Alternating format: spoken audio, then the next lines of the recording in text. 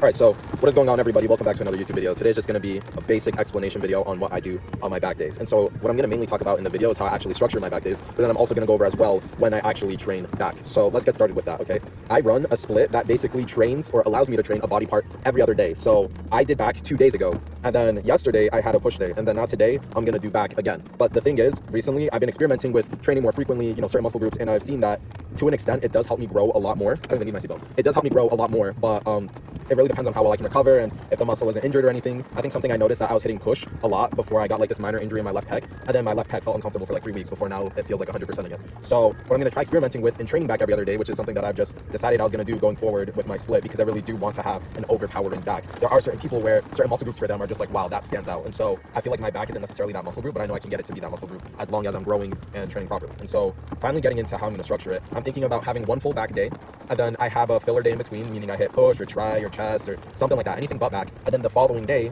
since my back has had a full day to recover, even if I indirectly use it the day before, which I really don't, because that's why I hit push and pull on alternating days, I don't count it as like my back not recovering. So as long as I get that full 24 hours and I feel fine when it comes time to train, then I'm going to do it, which is what I'm doing today. But the point being is, I had a full back day 2 days ago. What did that back day look like? I trained my traps and my lats and my rear delts on my back days. I don't really do anything for lower back. I don't do any hyperextensions. I don't deadlift.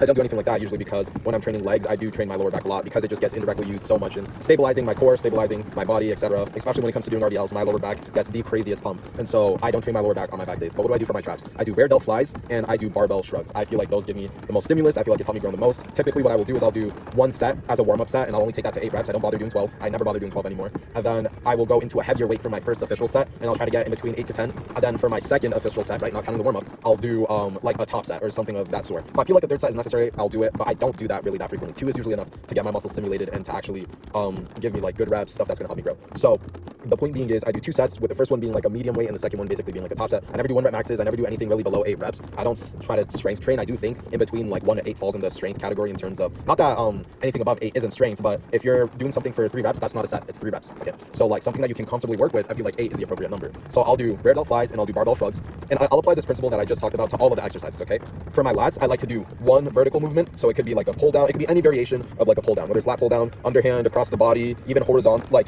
in this still up, well yeah, I'll go into that after, but basically anything where it's like a vertical movement that's for your lats, I'll do that. And I like to actually switch between the exercises, because I feel like I get a better stimulus if my muscle is always doing different movements versus just sticking to the same back machine every single time. So it doesn't really matter what you're doing, is my point. As long as you're training hard, it's going to give you the results with good form, of course. So I'll do 1 movement that's horizontal, I'll do 1 movement that's vertical, which is usually where my rows come in, whether it's underhand, overhand, this way, doesn't matter, wide grip, close grip, just do the row, 1 variation of this movement, 1 variation of this movement. And then of course something that's necessary that you shouldn't skip is lat pullovers, standing lat pullovers, right? Or if you have a machine, you can use a machine as well. But the lat pullover is a movement that you can't really find any exercises for. So what do I mean by that? I mean that like you could argue that whether you're rowing horizontally or vertically, it's kind of working the same part of your back, or it's working your lats in the same way or whatever. Like I could see how people could argue between whether doing 2 or 3 rows is too much in a session versus doing 2 rows or stuff like that. But the pullover is an exercise that there's no other movement like it. So it's very like, you can only do a lat pullover so many different ways, but you can row in a million different ways. That's my point being, the lat pullover is an essential movement that you can't just skip, because it grows the part of your lat much differently than any rowing movement will, because it's more of like a pulling movement. Again, straps is something that I always recommend for back day, because back day can easily turn into arm day if you have shit form and you're just trying to row as heavy as possible, even though you're not using your back. So I really do feel like straps are necessary on a back day. But if you're doing rear delt flies, shrugs, a horizontal row, a vertical row, and a pullover, that's 5 exercises already. That's more than enough volume for me. I typically don't. I like to